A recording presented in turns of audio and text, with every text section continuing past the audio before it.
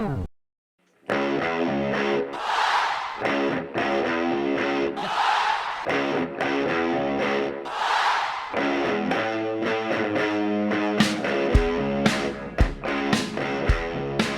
everyone, and welcome to Book It Vince, the Wrestling Dream Match podcast. I'm one of your hosts, Martin Bennett, and with me, as always, is the gold standard, Anthony Hall. Oh my God, I truly know who this is, and it's like I've heard it like recently, and yes. I truly am blanking in my mind on who it is. The gold standard, Cody Rhodes. Shelton Benjamin. Shit.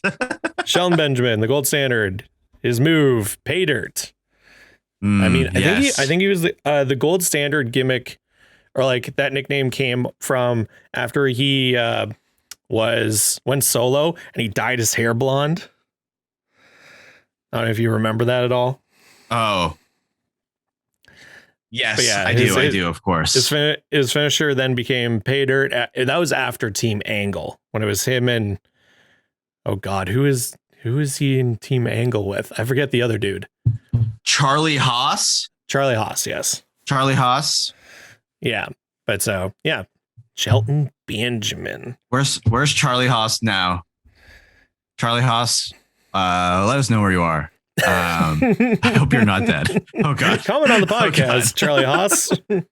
We'd love to have you on. Yeah. Anthony, we have to admit something to the audience really quickly. Yes. So we had recorded an episode with a guest with Kalen Radham, who is a writer for Callum Ratton. Callum Ratton. Did I say Callum? What did I say? Yeah. Oh, okay. Callum. Yeah, Callum. Callum Ratton, who's a writer for the Beaverton. We recorded an episode, and unfortunately, the audio didn't save and all this stuff. And we have our official lost episode, but we will get him back onto the podcast because it was a really good episode. Trust us. Yeah, it was. And we will do it again, and we will do it justice again. And now we officially have a lost episode of Book It Vince, because I mean, officially we thought that our very first episode was going to be a lost episode. And now actually, now that 30, I'm remembering, you're right. 33 episodes later, 35 episodes. Wait, what episode are we on right now? This is 35. This is 35. Yes. So 34 episodes after our first episode, we finally have a lost episode. But hopefully is it a good one? Hopefully people will get to hear that again someday. Yep. They will. I'm sure they will. We're going to record it again. We will get Callum on again, and we will record it again. But Marty, we are here, episode 35, and it's going to be a special one. You are challenging this week. So because we lost the episode, I thought, you know what? Screw it. We're going for a big topic. We're going for a heavy hitter. And if you see the title of the podcast, you know exactly what it is. But before we get into that, if you like what we do here at Book It Vince, please subscribe and follow the podcast on whatever platform you get your podcasts on, whether it's Spotify, iTunes, Amazon. It's everywhere. It's everywhere. Or you can come and watch the video version and see our beautiful faces and see Anthony's crazy backgrounds and our t-shirts. Anthony's wearing his Book It Vince shirt, which is exclusive. And I'm wearing the Exploding Barbed Wire Death Match, Omega versus Mox. That's right. So, okay. I'm just trying to figure out how to intro this. People already know exactly what we're going to talk about because they see the title of the episode. Mm-hmm. So I might as well just come out and say it, and then we'll get into it. This week, the dream match that we are going to be booking is CM Punk versus Samoa Joe one more match. One more match. One match only. Is that going to be the stipulation, that there's only one match and it's just this match? Like there's no other build up to it. Like they don't fight each other in any capacity and it's just this one last match. In a sense, yes, I believe so. Because spicy. Let's give you a little history lesson, folks. All the way back history. History of a feud. Yeah, I just said history. And it's history of a feud with Marty. Marty, please take it away. Tell us about the history of CM Punk and Samoa Joe. The year is 2004. 2004. In a little indie promotion called Ring of Honor. ROH.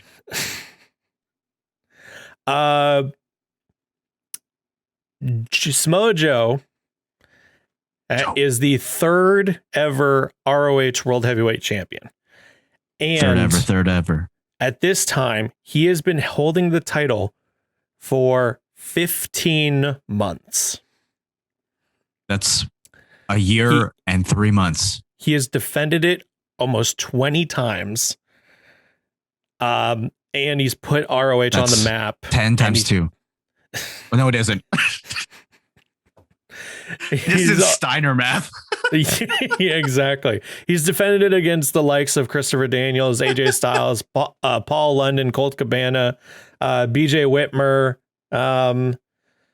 Just an insane amount of matches, and he's become an indie darling, while at the same time in the same company there's a little old guy called CM Punk, which, a little behind the scenes, Anthony did not know what CM stood for until just before we started recording. Yeah, I just assumed that it stood for Charles Manson Punk. Why Charles Manson? The killer? It stood the for... cult leader, Charles Manson? It stood for Cheddar Muppet Punk. It stood for Crazy Maniac Punk. Or it stood for Charisma Man Punk. What CM Punk stands for is Chick Magnet Punk. All of mine are better than that. Well, I mean, I don't know exactly why. Like, I remember hearing about why that was his name, but then just going for CM Punk, I don't know. It just sticks, and it's just such a unique wrestling name. But at the same time, in this company, CM Punk is rising the ranks. Currently, in 2004, he is one half of the ROH Tag Team Champions. Oh, shout out to you. And he wins an opportunity to face Samoa Joe on a house show June 12th, 2004 in Dayton, Ohio. What later would the show would be called, because what I was reading about when I was just learning a bit more is that they never named like their shows the day before or like before the actual show. They would then go on to name it afterwards when they would like put it up online or on home video and stuff. DVD or something. Yeah. Okay. Would later be called World Title Classic. In the main event, Samoa Joe and CM Punk would go 60 minutes uncontested to a time limit draw, and Joe would retain the title. A draw. So their first match was a draw? Their first match went 60 minutes and was a draw because on the indies, unlike in WWE, on the indies and now in places like, in New Japan and in AEW, wrestling had time limits because, you have to plan a show. And so there is a chance that if the wrestlers go over the time limit, it will be a draw and no one wins. And so for world title matches, it was always, and it has always been 60 minutes. And yeah, they went 60 minutes and that was it. And at the very end, I think it's Homicide comes in, he attacks Joe, he yells at the crowd, and then CM Punk gets up and he like cuts a promo against Homicide, and the two guys stand in the ring like hugging. CM Punk says like, this is the greatest promotion on the planet. This is the most prized title in North America, and it's all because of you, Joe. And he gives the title back to Joe, and they hug and embrace and they thank each other. But later, October 16th, 2004. They go, ROH is in Chicago, which that's in the state of Illinois. And it's also CM Punk's hometown. Yeah. If you're listening to the podcast, Anthony just turned on his background, and it's the still of CM Punk and Joe shaking hands before their match, before Joe versus Punk 2. CM Punk has lost the tag titles at this point. Joe is still ROH World Heavyweight Champion. Damn. Nobody can beat him. Well, nobody can beat him, including CM Punk, because, again, for the second time, they go to a 60-minute time limit draw. Oh, my God. Another draw. He really can't do it. That child mouse Punk. That crispy Manchego Punk.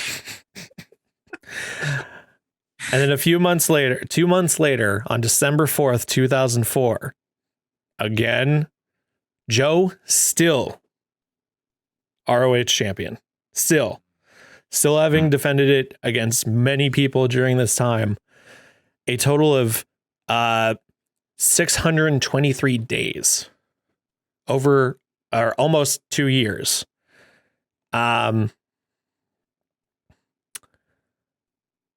These two face one last time at a show that they would call All-Star Extravaganza 2. Really not great names for these shows. Well, I mean, very matter of fact. World Title Classic, and then the second one was just straight up called Joe versus Punk 2. And then the third one was All-Star Extravaganza 2. In New Jersey. The Garden State. They would go 30 minutes. Okay. And in the last bit, Joe finally hit this like combination of moves to choke out Punk, who never tapped. He never got pinned. He just choked him out. And Joe would retain his title. Thus, more like choke magnet Punk. God. I was saving that one. Bravo. To essentially say that Joe is the better of the two. And then just a little history after this. Only a month later, Austin Aries would beat Samoa Joe for the world title, ending his reign. Joe would never get the title back again. He'd leave, go to TNA the next year. And then Punk beat Austin Aries the next year for the ROH championship. Good. So good job, Punk. This trilogy of matches has been regarded in the independent world as one of the best rivalries ever. Obviously, you have two dudes who I was saying this to Anthony before we started recording. ROH is an interesting an interesting entity because you have some of the most popular wrestlers of today come from ROH. You have Samoa Joe, you have CM Punk, you have Daniel Bryan, you have Seth Rollins. But it was also a promotion that at the time in my personal opinion, like it was probably one of the only TNA wasn't around just yet. TNA would spawn a year or two later. There were some other like smaller independent stuff, but like obviously WWE was the huge thing. WCW was the second biggest promotion, and then you had the indies, and ROH was coming out at the time where the internet was just picking up steam, and so people were starting to share videos of independent wrestling shows. Mm-hmm. And so ROH was at the time this company that was like the alternative to TV wrestling. I just think that now, this is just my like little personal opinion. Maybe some of the marks out there will be like, well, you know what you're talking about. But I feel like now wrestling has definitely evolved. I feel like wrestling has definitely evolved now. And we can look back with rose-colored glasses going, well, yeah, of course it was amazing because look at all these wrestlers. Well, I knew it. I was watching ROH in 2004, dear. Because honestly, you go back and watch these wrestling matches, and I think if you're too used to today's wrestling, these wrestling matches would appear, this might be a very controversial opinion. Oh, hot take, Marty, incoming. Nuclear heat. These matches are kind of boring.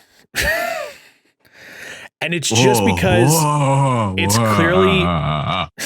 it's clearly early 2000s wrestling and also indie wrestling, but also it's like it feels that way because it is, again, 2 60-minute matches,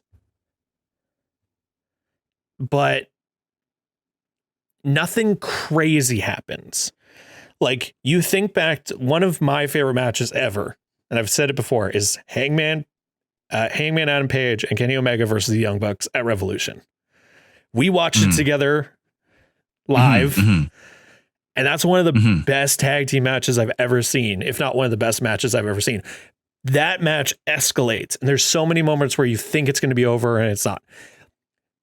The Joe versus Punk matches are more like wars of attrition, where it's clearly two incredibly technical wrestlers trying to show who is the better wrestler.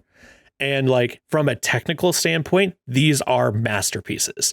But from like an entertainment standpoint, like unless I think if you were there live, it would have been electric, because in both matches, the fans who have been standing there for like this one match, which is over an hour, but they've been there for an entire show, are chanting one more minute. And they want them to keep fighting, and they're all standing on their feet, like going crazy. And so it's just that I think also you watch these matches and they're completely different wrestlers than they are today. Right. They're completely different wrestlers than they are today. Their styles are different. Their movesets are different, much more exciting since they, obviously you join WWE, you got to get more sports entertaining. And so like Punk doesn't have the go to sleep. Joe doesn't have the coquina clutch. They just have more simplistic movesets and whatnot. Right. Joe does use the coquina clutch though in the final match. Yes. Yeah. In the final match, he does finally bring on the sleeper, the rear naked choke sleeper.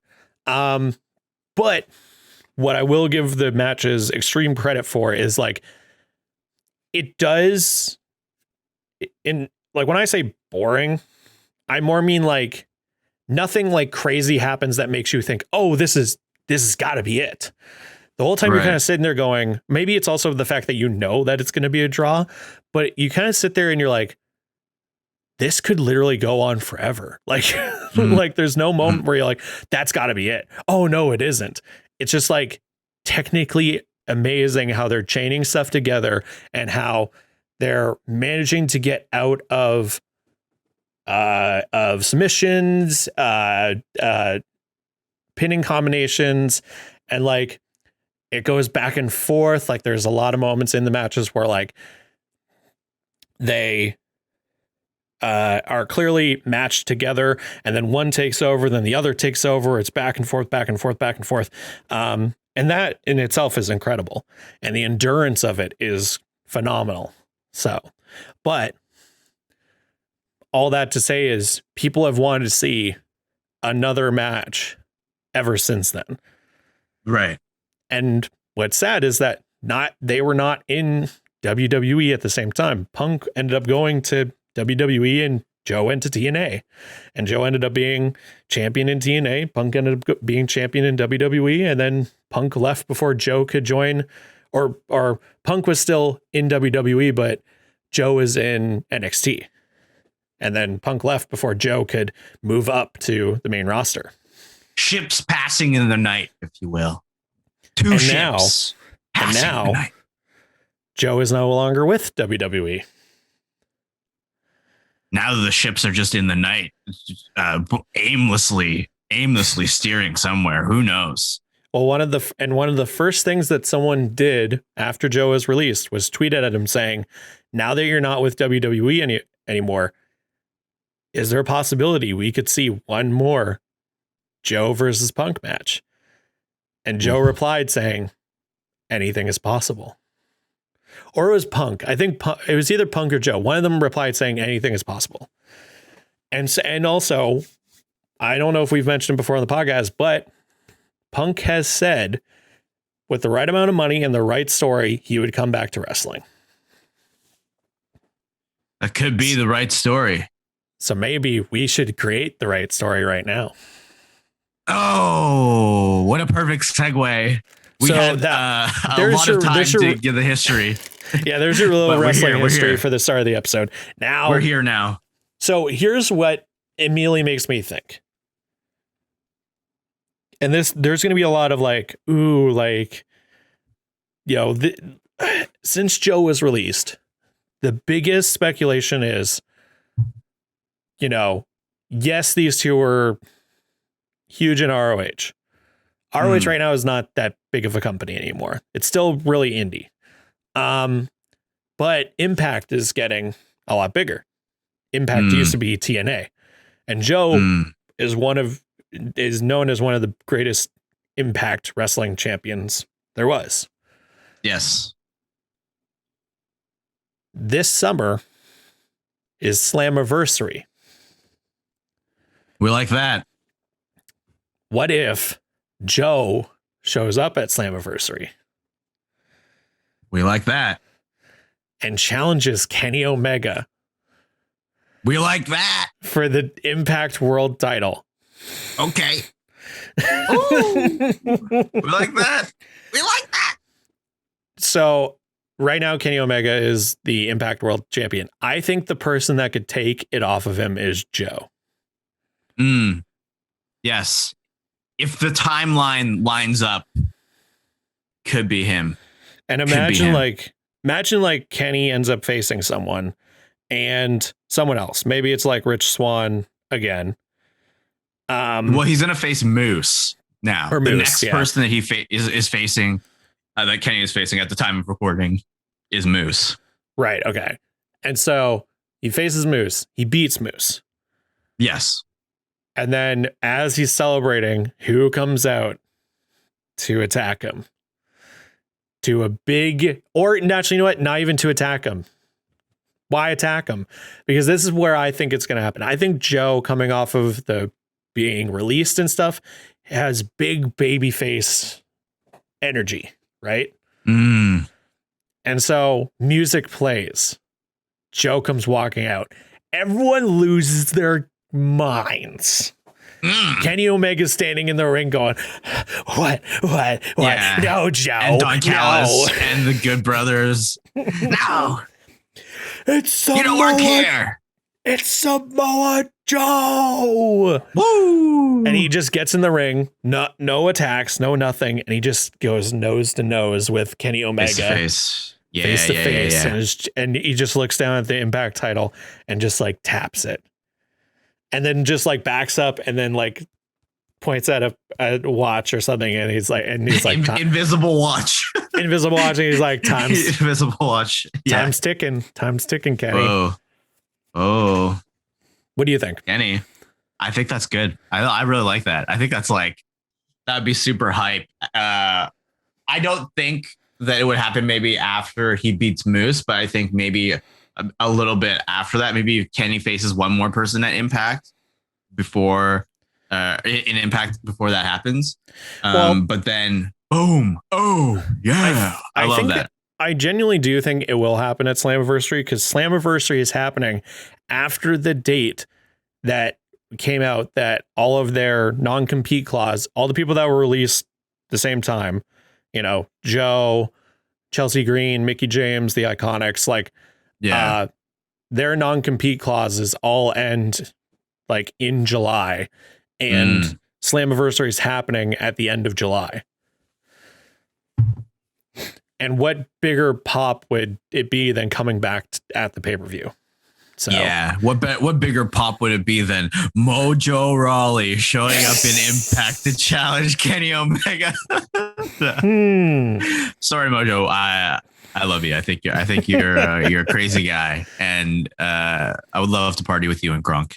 But yeah, you're right. I think that would be massive, and especially because Impact is picking up so much steam, and that like they're basically like dialing up people who are sort of like longtime Impact people or like Impact originals to try to take the title back from Kenny. Like, who more original and more influential and memorable as a member of the TNA roster or a member of the Impact roster to take that title back and to bring it to its rightful promotion than Samoa Joe? It just makes sense. And I think the only thing that's preventing this from happening is just like, we don't really know what Joe's health is like right now. Like, the reason why he was off TV for so long is because of injuries and why he went to the commentary desk. But like, maybe he is ready, and maybe he's 2 months away. And if he is, oh, mamma mia, get Mauro Ranallo on that call. Get Mauro to be like, it's Samoa Joe, mamma mia. So then here's what I'm picturing. Because when I first mentioned this rivalry to you, you said, "Oh, is this going to happen in ROH?" And I said, "No, I don't think so, because ROH is not big enough." I think, yes, it is a callback to it, but I don't think that it's big enough to be in, like, ROH is not that big right now. I think having it on TV, and I think, you know, Tony Khan's got that money. He's got that money. This would definitely happen on AEW Impact. My question is, this is the thing that I'm having trouble connecting it to. Okay. So in this world of, you know, continuing the story, these two dudes had two insane matches with no finish. They highly respect each other. They then had a match where Joe was the better guy. And since then, they've never gotten to prove each other otherwise. I think it would be really compelling that CM Punk comes back with a bit more heelishness to him. So in the trilogy matches, neither of them are technically heel and neither of them are technically face. They're both sort of, Joe is so well loved, like they're both so well loved that it's more of just like the respect of competition. While though they both have like some good qualities and some heel qualities. But I think now you kind of have to make it a bit more defined and bring more stakes up to it. I don't think it would just be a thing of like CM Punk, like, you beat me once, I want to see if I can beat you.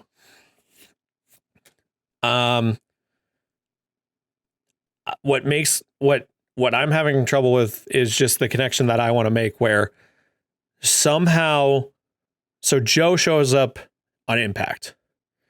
I want Punk to show up on AEW attacking Joe, but it wouldn't make sense for Joe and for Kenny to defend the Impact Championship on AEW. Like, that's the only thing that I'm having trouble with. Like, okay. Because I think it would be you're very, gonna have to. It would be very like fantasy, or like Cinderella story of Joe just about to win the TNA title back, or the Impact title back, and then Punk screws him out of it. But obviously the championship match would be happening on Impact, not on AEW. And I think Punk showing up on AEW would be way cooler. But I think it has to be in correlation with Joe. I don't really think it'd be cool enough for Joe to show up on Impact, cool. Punk to show up on AEW, cool, and then they eventually meet. I think Punk comes back specifically for Joe. Yes. Okay. So what I think is that there should be a match in Impact post Slammiversary that is where Joe beats Kenny Omega for the Impact title. So Joe does become Impact champion again. Yes. Okay. However, Don Callis is like, this is not fair. You got to challenge Kenny on your home turf. Kenny was not ready for this. He was not expecting to be challenged in Impact, and there were external factors. He was worried maybe friends of Joe or Impact people would interfere. Therefore, he was not in the right state of mind. We want a rematch at AEW. What would be around there? Like All Out. Right? I think All Out would be around that time. If it was this year, yes. Okay, so it's like, I want a rematch. The invisible hand says. But you would think that Kenny would be slated for a AEW world title defense at All Out, more importantly. Yes. But you could tie those two things in together. Like, you could be like, Kenny wants a rematch at All Out for that Impact title. And to make it enticing for Joe to come over, he'll put up the AEW title as well. So then you could have Joe versus Kenny it's a rematch for the Impact title, but also the AEW title is on the line. And there could be another storyline within AEW that's like another person is chasing the AEW title. So you make it a triple threat at All Out between Samoa Joe, Kenny, and then somebody else. And we don't know who that somebody else is, but the somebody else is probably the person who ends up taking the pin.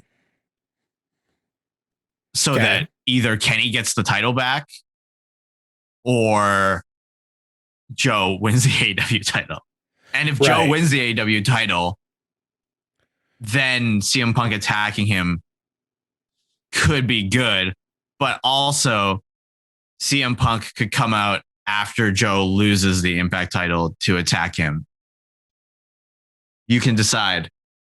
What do we want? Do we want to really just take all of the gold off of Kenny? Or do we want there to be a little bit of shenanigans so that Kenny can pin our mysterious third and get his titles back? I think Punk showing up needs to be the final moment of a show. Okay. So I think the most powerful way to do that is if Samoa Joe wins. But Kenny doesn't necessarily take the pin, because then he can still be within the realm of challenging for the title once this one last match is over. Right. What kind of hit, what I'm just having a hard time with is what would be crazier? Punk showing up at a pay-per-view or Punk showing up on TV? I kind of feel like Punk showing up on TV would be nuts.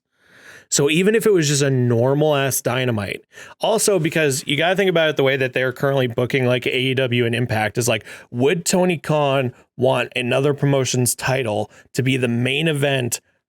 I guess it's like probably if it's like the idea that you have, it's like going to be all the belts. Sure. Yeah.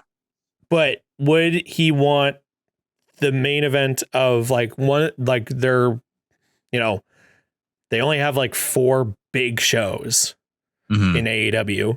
No, they have Revolution, Double or Nothing, All Out, and Full Gear.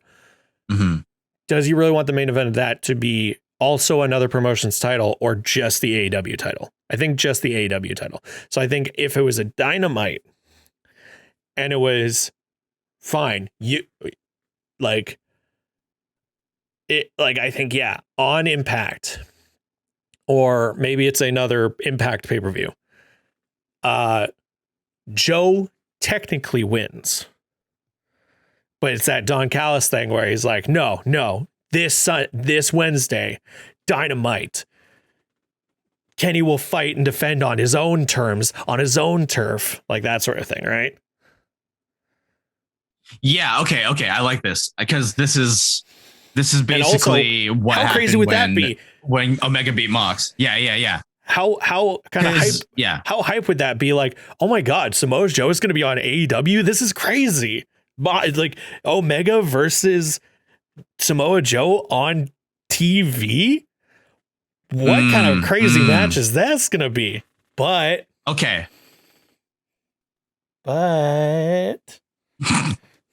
Yeah. Okay. I totally get where you're going with this. So let's say that at this AEW Impact pay-per-view, we get Samoa Joe versus Kenny Omega. And Samoa Joe, I think, chokes out Kenny Omega so that he doesn't tap, he's not pinned, and he just passes out. So then technically, Samoa Joe wins and is the Impact champion. But then, before he can go get the belt, Don Callis runs away with the belt, and Kenny is like taken away by the Good Brothers and thrown into a limousine. Yeah. And they're like, we'll see you on Impact this Wednesday. If you want this belt, you got to come to our turf to get it. Yeah. Or it's like, you have to come to AEW to get it. Yeah. And you have to come to the champ's turf. And then the commentary team on Dynamite can put over like one, it would be like Joe's like big entrance back to like a crowd, you know? I think that would be a huge moment. Cause this whole rivalry or this whole dream match booking is all about like these two dudes who have like been in the business for over 20 years. Like it's kind of celebrating like them and their like ability and stuff. So I think like Joe getting that reception of like a full house coming back out, big TV match. Yeah. It's like advertised on Twitter and Instagram. Commentary. And they do like some spots on like Elevation and Dark where they air like just like what happened. And then it's like this Wednesday on AEW Dynamite, it's Kenny Omega versus Samoa Joe for the Impact Championship. Mm-hmm. And I think Samoa Joe has to win, right? Yes, I think so. And that's when CM Punk is going to show up. Oh my God, that episode of Dynamite would be fucking crazy because one, you already know Samoa Joe is going to be there. So that's a huge rating boost. And then while you're at the peak of your ratings, because you know Samoa Joe is showing up, the end of the episode is fucking CM Punk coming back and attacking Samoa Joe. That's insane. I think it's definitely got to be like Joe wins the belt. And then what would be the cooler sort of attack with a weapon. I think no matter what, CM Punk is like wearing like a ski mask and like a hoodie. And it's like, who is this masked assailant sort of thing? And then Punk like stares at the hard camera and then takes it off and everybody loses their shit. It's CM Punk. It's CM Punk. Yeah. You know, but what it's like when Kenta showed up, it was like, oh my God. It's like you knew that. I mean, you knew eventually he was probably going to do some shit, but like when he showed up, it was like, holy Christ. Excalibur would be putting over mask, hoodie. Excalibur would be putting over the voice of the voiceless. Yeah. He made it a kendo stick. I don't fucking know. Yeah, something like that. And he just smacks Joe, and he just maybe is standing over Joe and does the reveal, and it's like, oh my God. And then of course Tony Khan, being the man with the deep pockets that he has, gets the rights to Cult of Personality, and that obviously takes us out of the episode. That would be crazy. That would be so good. It just all of a sudden Punk standing there, and all you hear is yeah. Oh, that'd be crazy. Yeah. And he just holds the kendo stick up. He's got his like leg on Joe. He's like stepping on him. He's like, yeah. And then okay, so now we know how they're in the same promotion, or at least in the same universe now. But now, how do we explain? How do we explain why now? Why did he come back now? I think this is where like, you kind of set up this is where the rivalry can really take shape in terms of like, Punk showing more of his heel side, but then I think like throughout it, they kind of go back and forth with who's getting cheered, who's getting boos and stuff like that.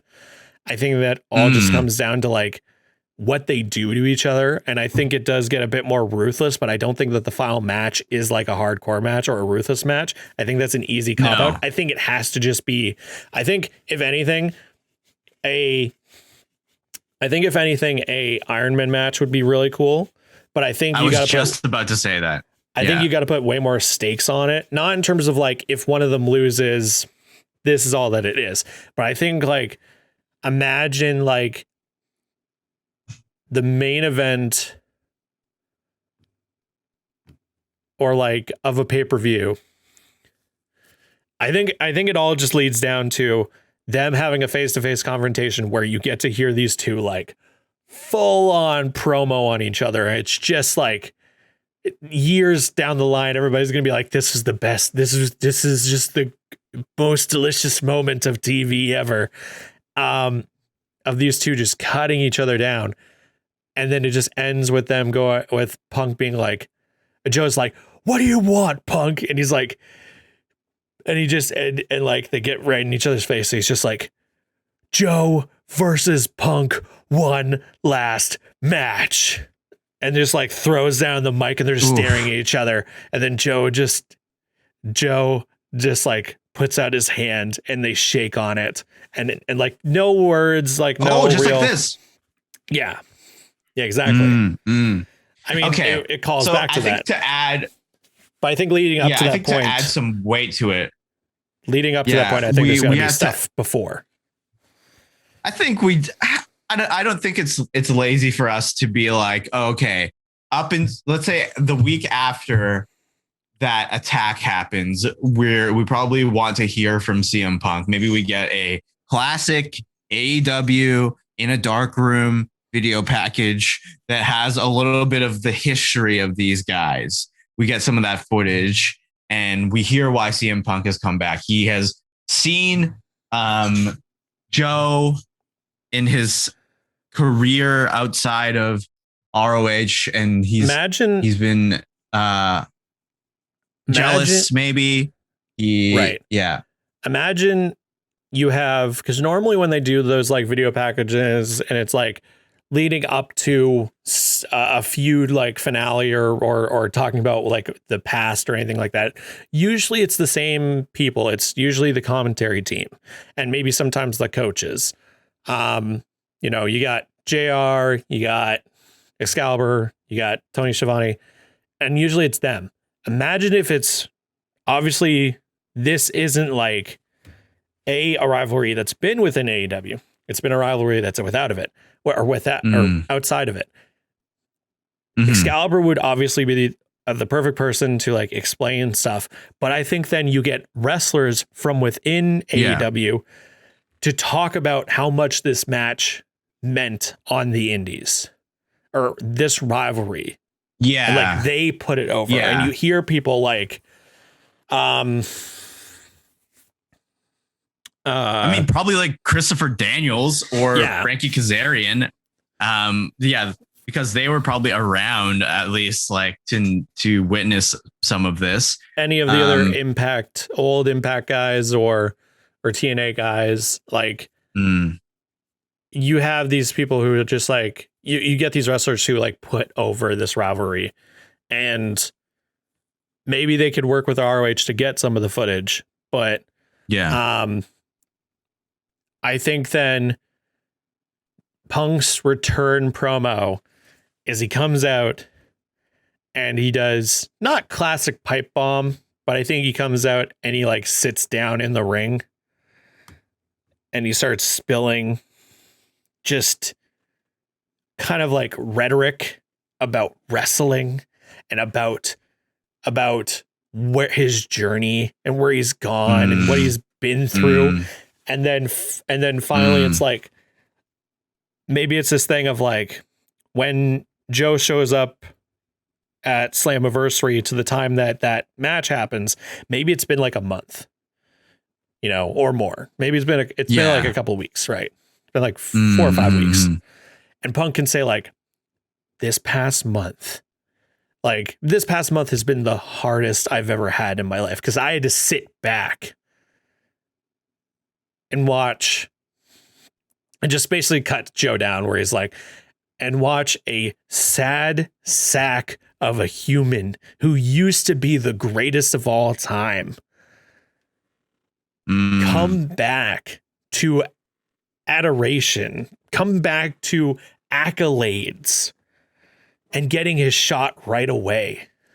Like that sort of thing where it's like Joe immediately got in the spotlight. He's there, good, whatever. While Punk has been sitting back, and it could also be this thing of Punk saying like, I have been waiting for the right moment to finally come out of the shadows. And Joe, like you are the reason why. Like you are my Moby Dick. You are the great whale that I'm seeing for. No, I think you're on the right track where it's like, he's been jealous. And he's seeing that Samoa Joe has just instantly come back and everybody has welcomed him with open arms and handed him everything. And it's just so sad that a person who used to fight for their opportunities, a person that was respected because they worked hard and earned every shot, would just welcome all of these opportunities on a silver platter being placed right in front of them just because of their name. Well, if I wanted that, I would have come back way sooner. Yeah, that's exactly what I was about to say. Yeah, that's exactly what I was about to say. Was that if I wanted the easy way in, I would have come back way sooner. Yeah, Punk could have Punk could say like, I could have come back a million times, and I would have been in the main event, but I chose not to. I was waiting for my time, the right time. Yeah. And he could say like, and you ruined that. Yeah. Oh, that's brutal. Yeah. It's like, and you ruined that. Yeah. You just took the first opportunity that was given to you, that was handed to you like a pacifier. And you just sucked that oppority right up. And you're still sucking on that pacifier. He could say like, it's really clear what the last, it's really clear what the last 5 years has done to you. Basically, like basically like, referring to his time in WWE. And then and then Punk can be like, why don't you just, maybe you need to go back and beg for your desk job back or something like that. Oh yeah. Maybe you should just go back and beg for your desk job. Because that's all you're good for nowadays anyway. That's all you're good for. You're just a voice. You're not the warrior that you used to be. You're not the champion you used to be. You're just a character. but I think then even once they get face to face, I think Punk like puts over Joe so much. And it's kind of like that angry side of like a good middle ground. Like, yeah, you're face because everyone loves you, but you're heel because you do dirty things or you like do bad things. But it's like Punk, I think, did take that opportunity to be like the longest reigning. I don't know if he was the longest reigning ROH champion. I don't know if anyone ever took that from him, but if he was, it's like longest reigning ROH champion in history. TNA, just listing off his accomplishments, and you threw it all away. Yeah, for a quick paycheck, just to be a part of something that is popular, like just being a part of the height of this movement that other people have built up. That you're just coming in and just skimming off the top. Yeah, like that's not the Joe that I know. That's not the Joe that I competed against. But I think Joe, I went to war with. After that first promo, Joe just comes out and attacks him and they just brawl.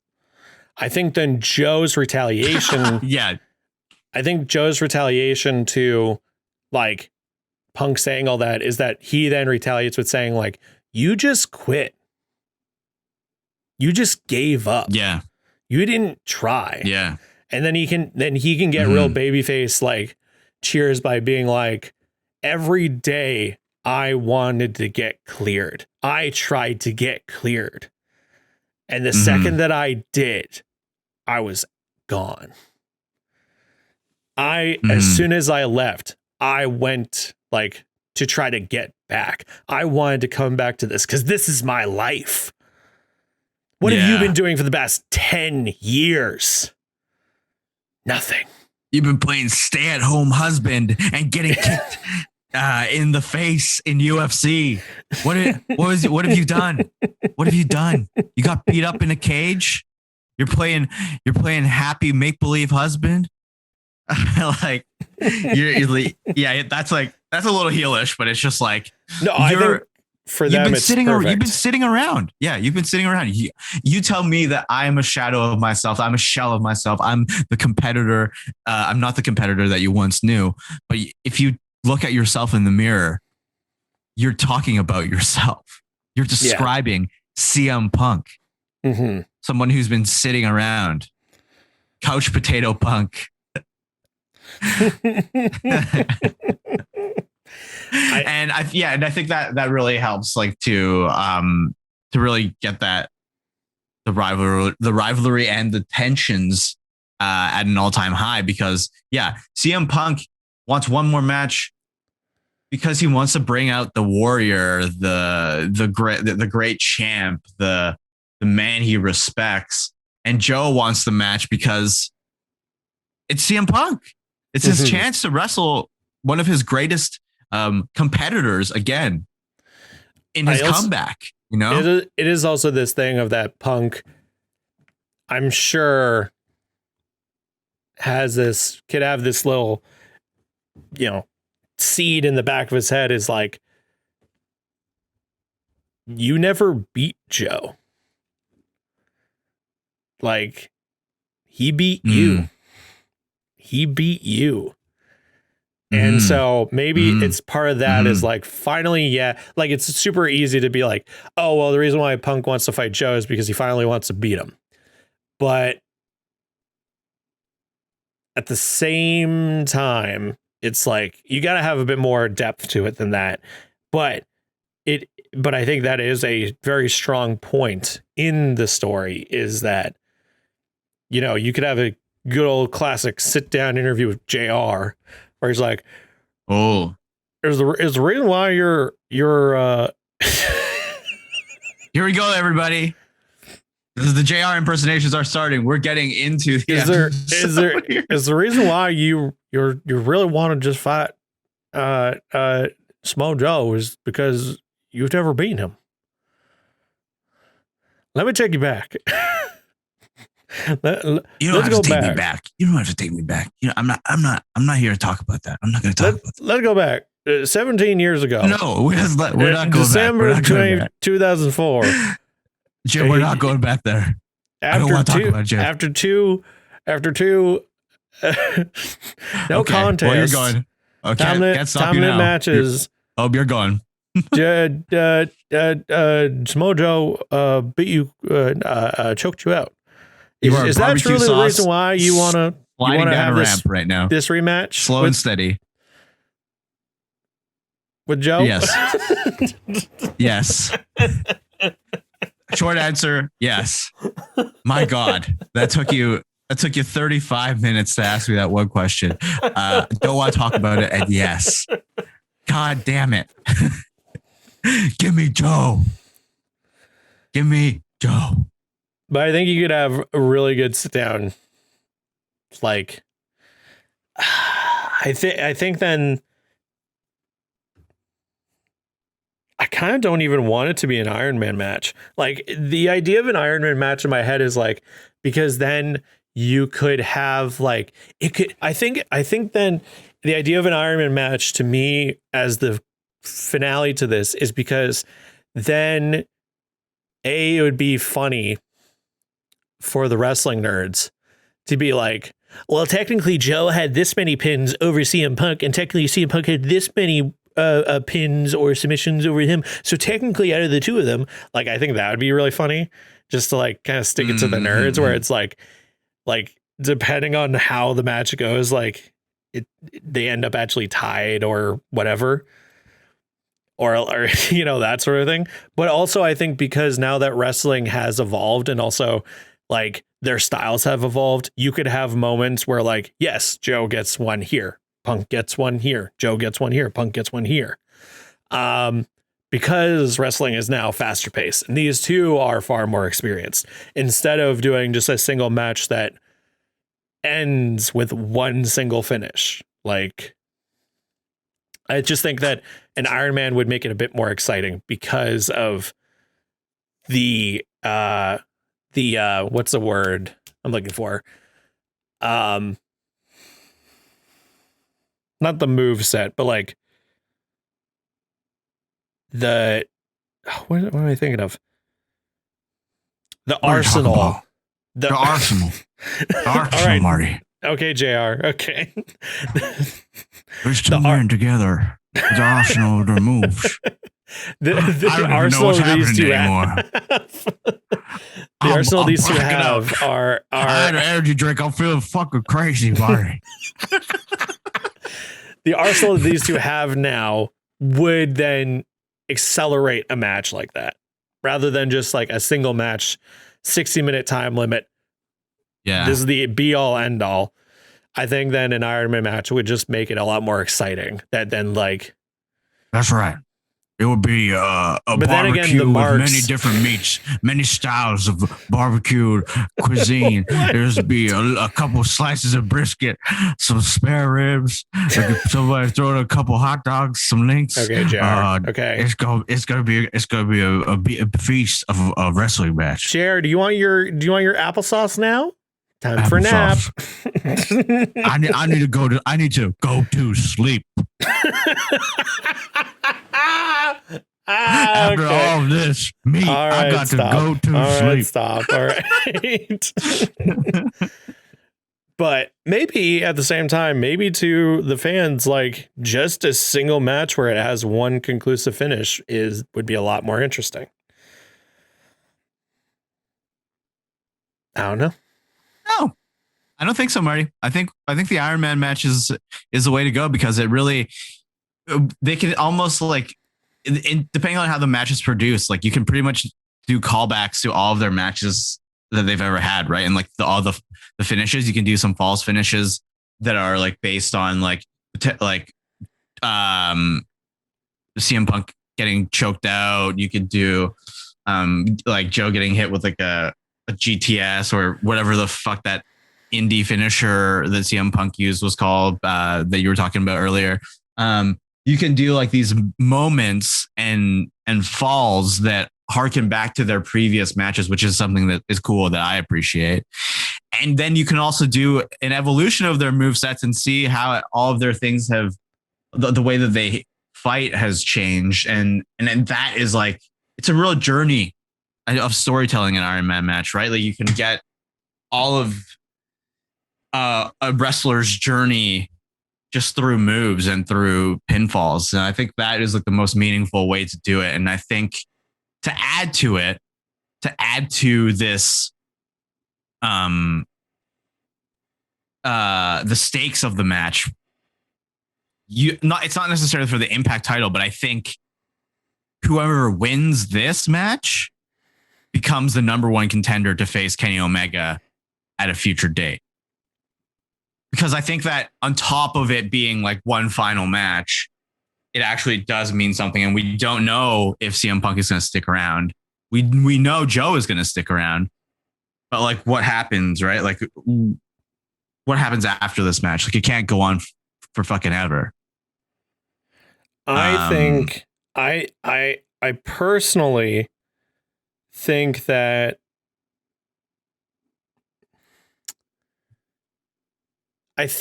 Punk wins. Ooh. I think Punk wins. Interesting. Because yes, it does technically then tie them. But I think in today's current context, I think it's just a bigger reason to I think it's a more impactful finish that CM Punk gets his comeuppance. Joe then it's like, and then they can have a huge sign of respect. It's just everybody's shouting "Fight forever." Standing ovation. These two holding up. They're clearly equals now. Instead of just like Joe is better. It's like, no, they are equals. They will forever be equals. Joe goes off to lead Impact. Punk gets his opportunity against Kenny for the world title. Yeah. In AEW. I think at first I was like, Joe should win. But after that explanation, I think it does make sense that Joe loses, I think, via one big GTS. Like, I think that is like what puts him out. And then like the time runs out or whatnot. I really wonder.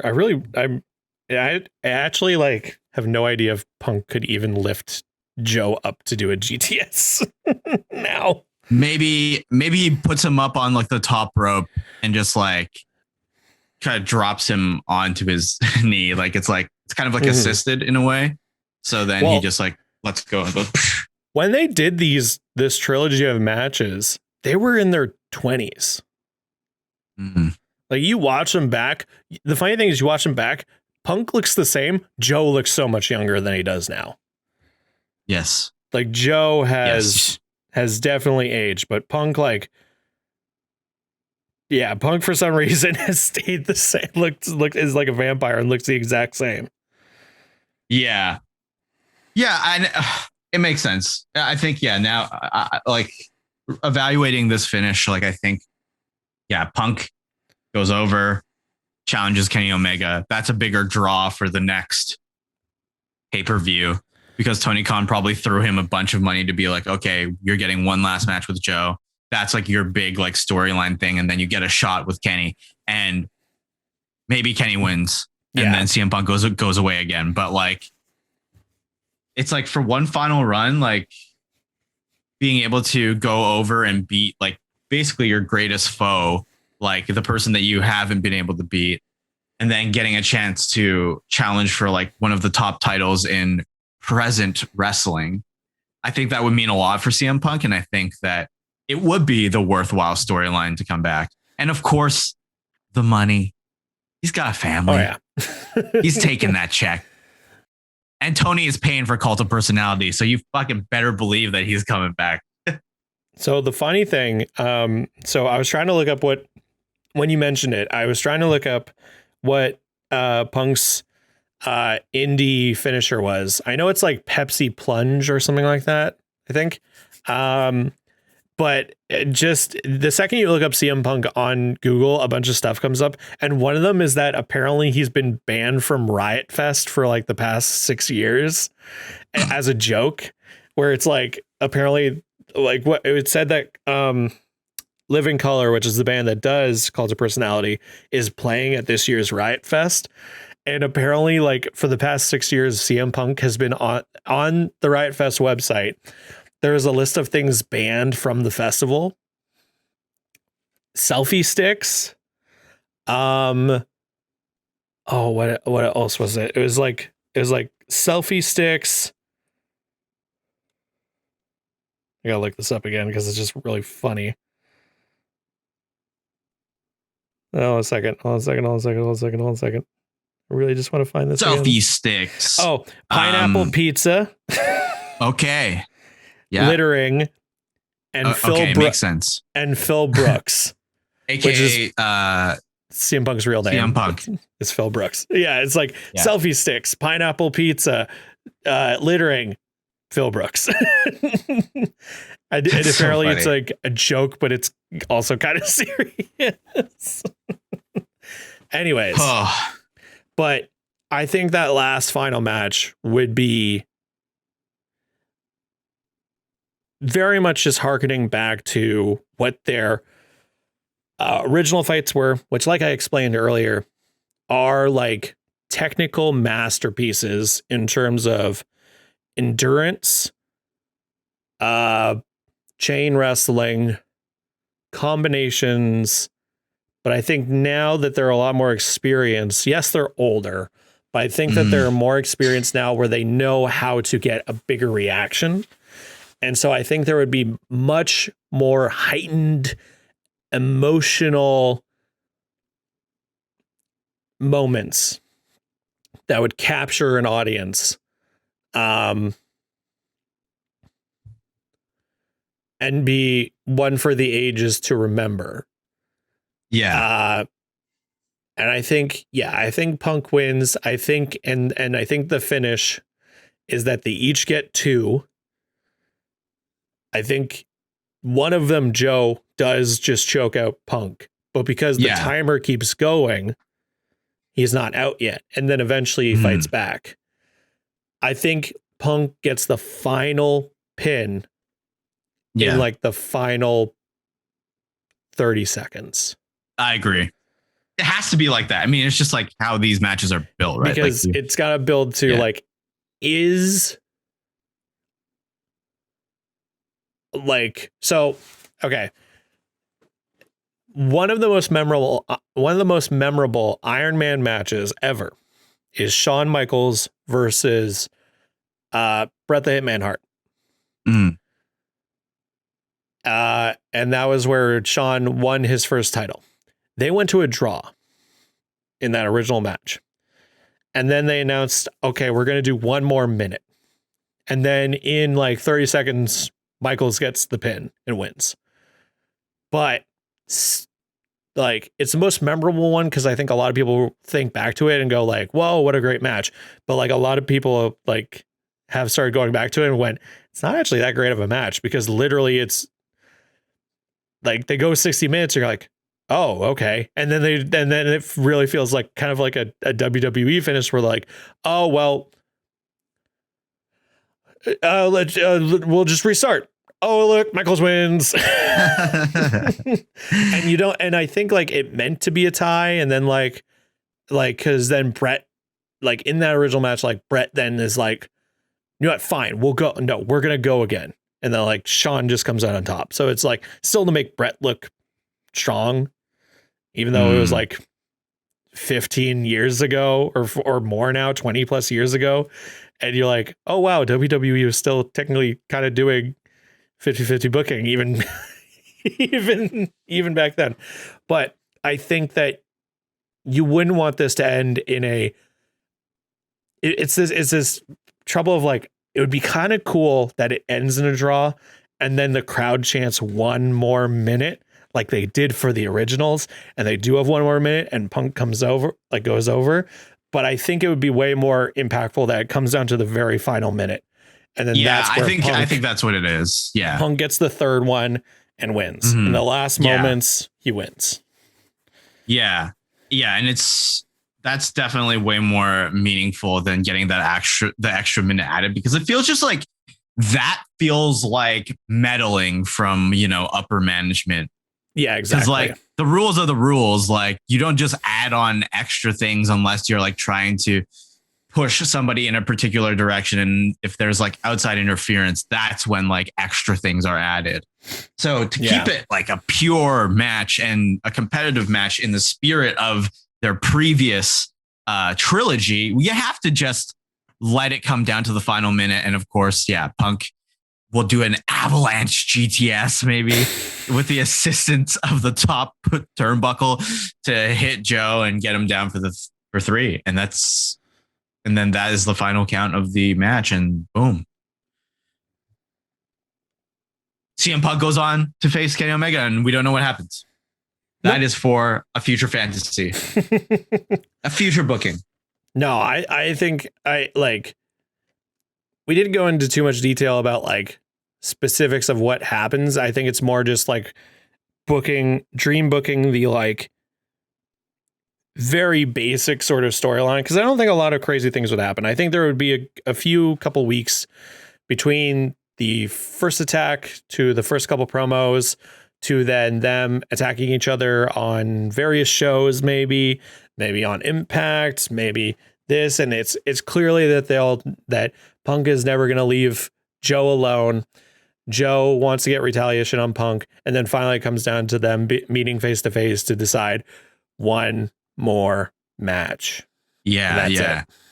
It's a promo where Joe is wearing a suit and some really weird sunglasses, and CM Punk is standing in the middle of the ring, and then Joe goes, "Give me what I want," and he's spitting all over. "Give me what I want, Punk.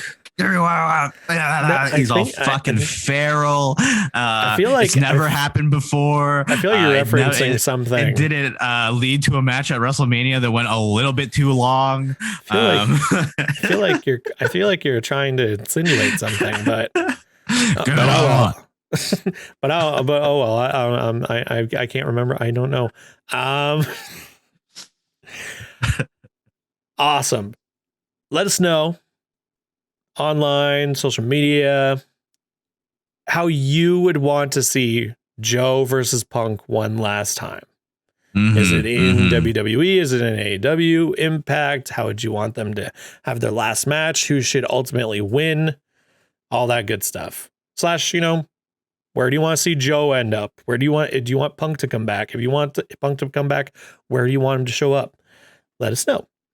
I think a good quick question to finish off this episode is something that I just came up with that I think is good to be related to this topic. Of course, if you want to submit questions that we answer here on the podcast, you can submit them either to our social media or you can submit them on our website, unknownerafilms.com/bookevents. Submit them there. I think just a really simple question to leave for the audience and to talk about here is, what rematch do you think you want to see get like one final, like, or rivalry that you want to see have like a rematch for the ages? Like, is there a rivalry to you that you think like had that you want to see have a better finish, or like two wrestlers who had a rivalry for a long time that you would love to see just go at it one more time? That's interesting. I mean, the first one that simply just comes to my head is Edge and Cena. That could be cool. Yeah. When I was in high school watching wrestling, they were the shit. Like, they were the two. They were going back and forth, back and forth, back and forth. And I loved just their chemistry, how they like wrestled each other, the matches that they had. Like, I think that they could have one final, like, hell yes. Maybe this AJ Styles and Kenny Omega one more time. That would be cool. That'd be really cool. That would be cool. And it being in Japan. That would also be really cool. Sold out Tokyo Dome. Yeah. That would be a really cool match again. Yep. Mm-hmm. Oh, for sure. Mm-hmm. Like, you don't really even need to go into detail. They're just two of the greatest wrestlers on the planet, and like for them to, like, you know, go back to their rivalry 10 years after it started, like, that'd be awesome. I searched up Kenny Omega and AJ Styles just because I wanted to be reminded of how many times they face each other. And like in the people also ask section of that Google page, it is, who is the big dude with AJ Styles? Who is behind AJ Styles?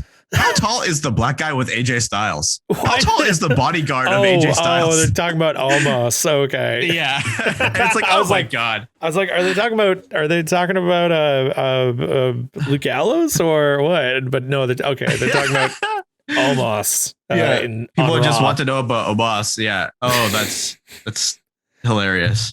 He looks a lot. I'll say Omos looks a lot like that giant ninja that came out with Tozawa. I wonder if they know each other.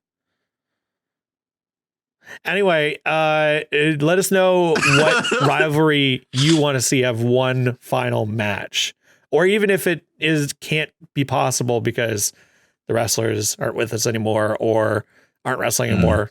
Even just if it's a dream match, what rivalry do you want to see have one final match? Let us know. And to close out the episode, Anthony, hit them with your match recommendation that you want to see everyone go out and watch. All right. Because it's a Samoa Joe episode, I want to do one of his highest rated matches in the WWE in which he comes out on top. And that would be WWE Extreme Rules 2017, where it's a fatal 5-way between Samoa Joe, Bray Wyatt, Finn Balor, Roman Reigns, and Seth Rollins. You gotta give that one a watch. It's a submission finish, I think, but it's still good. What a match full of talent. That's a lot of guys. That's a lot of dudes. We're all extremely, extremely good. A lot of good dudes. And Joe comes out on top, but you'll have to watch how. I did say it was a submission finisher, so you'll have to watch how. Go watch it. Yeah. Go watch it. It might be a submission finish. It might not be, but I did say that it was. So yeah. Well, check it out. Cool. I think that'll do it for this episode. That'll do. If you enjoy what we do here, please review the podcast. And also please follow us on our Twitter at Book of Vince Pod. I'm mentioning this now because I also want to say, I think we would love to hear from people. If you listen to the podcast and you're enjoying it, I want to do a call out.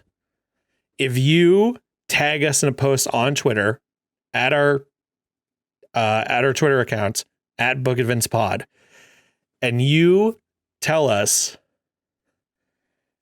I think if you add us and you say Punk versus Joe one last time, we will shout you out next episode. We'll give you a shout out next episode. Yes. And also we will just aggressively tweet at CM Punk and Samoa Joe just to annoy them.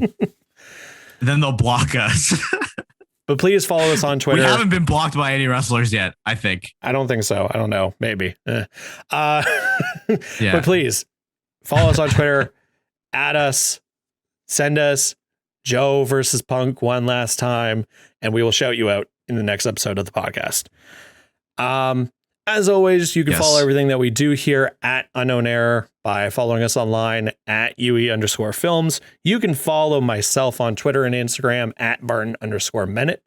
You can follow Mr. Anthony Hall at Hall and Jokes on Instagram and Twitter. And again, follow the podcast at Book of Vince Pod. Thank you very much for listening and or watching. Have yourself a good rest of your week. Watch some wrestling.